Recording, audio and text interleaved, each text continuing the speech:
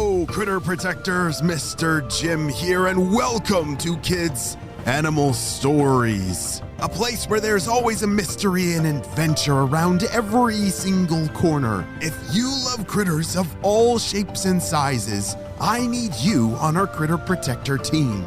Join our adventure as we learn about critters from around the world and in our backyards. Well, my friends, are you ready for today's adventure? Me too, let's go!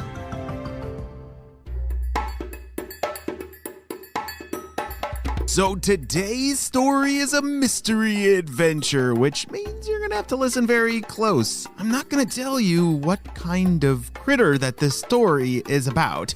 There's gonna be some clues along the way that you're gonna have to listen very closely to so that you can solve this mystery. Who is Cody? Cody's my name, and hunting's my game. Yeah. Cody's my name, and hunting's my game. Yeah. Cody ran around the tall grass near his home, singing this little melody over and over again. It had been a long winter, and he was finally big enough to be out of hiding, out of the den. He stretched his tail, sniffed the fresh air, and pounced on imaginary prey. He had a pretty good imagination. How about you? Do you know what it means to have a good imagination? Yeah, it means you can close your eyes and maybe picture something really cool. Or maybe you come up with a really good idea of a new game to play. Well, Cody was good at all of those things. And Cody, where are you? It's time for breakfast. Oh, that's Cody's mom calling from the burrow. Mom, I'm not hungry. Can we go already? Cody complained because he was feeling really impatient. He was just so excited to learn about hunting, and with all that excitement, he had lost his appetite. Cody, we will not be going until you've had some food in your belly, his mother said sternly. Okay. He hung his head and slowly went back into the burrow, into the dinner pile. All of his brothers and sisters were happily feasting on berries, leftovers from winter, and some bits of meat. Cody ate a few bites and waited impatiently until it was okay to head back outside.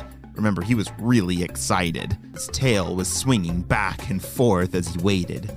You see, his mother and father had been taking turns bringing a few of the kids on a hunting trip to learn. Cody was excited for his turn. He had been waiting so very long. Can we go now, Mom? Dad? Mom? Dad? Somebody? Are you ready? Cody asked and jumped around some more. Hold on, Cody. You need to be patient. Aunt Marge is coming to watch your brothers and sisters. As soon as she is here, then we will go. What seemed like an eternity, or even like 10 eternities, Aunt Marge came to the den. She was actually Cody's great aunt, and she seemed more like a grandma. She moved a little bit slower. Her fur was a little scruffy and had turned gray. She was 9 years old, but had the best stories and was always up for a good cuddle. Aunt Marge! Oh, today is my turn! It's my turn! Cody was so excited to tell her. Cody, have a wonderful time. I can't wait to hear your stories when you come back. Aunt Marge gave Cody a little snout rub and quick lick. Don't worry, I'll share all my stories when I'm back. I can't wait, Cody said. After saying goodbye to his siblings, he headed out with his mom and dad. Cody headed out into the brush with both his parents close by. His dad quietly told him stories about hunts he'd gone on all alone before he met Cody's mom. Sometimes critters like them hunted all by themselves, but they also hunted in little family groups, just like Cody was hunting with his mom and dad. After a little while, the three came to an open area. It was dark. still had some steam coming off of the ground. What is that, Dad? Cody was concerned and curious about that steam. Well, son, sometimes the open fields burn. It's one way for the plants to stay healthy and grow back stronger. We're used to seeing patches like these in these parts, but stay close," said his dad. "There isn't as much for us to camouflage into." Since it was pitch black and burnt all around, there was no longer any sandy brush with trees and bushes to hide in. Cody's fur was tan, with a little bit of gray hint, but against the black dirt, it stood out really strong. They walked along the edges and kept a close eye and ear out for sounds. Then suddenly, something dashed ahead of them, across the whole blank field. "Quick, duck down, Cody," Cody's mom said, and she hid him under the brush along the sideline. They stayed there still for a few minutes, and then realized what they had heard was just a few deer passing through. Cody's heart was pounding, but he was glad it hadn't been anything dangerous. This was all very exciting to him.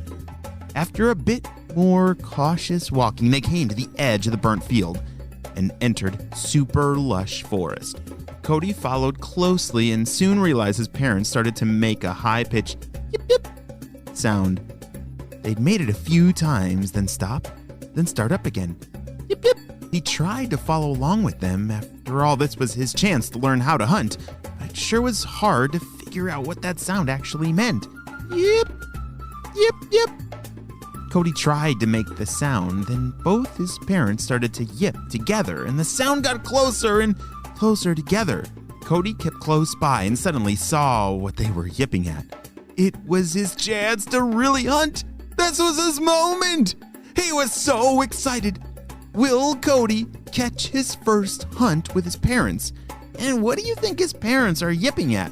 A rodent? A bird? Or something else? I'm not sure, but we are going to have to wait and see what happens on the next episode of Kids Animal Stories. Hey, great job. You listened all the way to the end. We have got to talk about these clues because I haven't figured out what kind of critter that Cody is. Have you? So they live in a den. He has some siblings. Him and his parents go out for a hunt, and he has some fur. Do you remember what color that fur was? Oh yeah, tan with a hint of gray. And they make that yip yip sound. Wow, this is a tough one. I'm not sure, but I know that you critter protectors are going to help solve this mystery together. All right, friends. Well, I'm going to see you on our next adventure. Bye.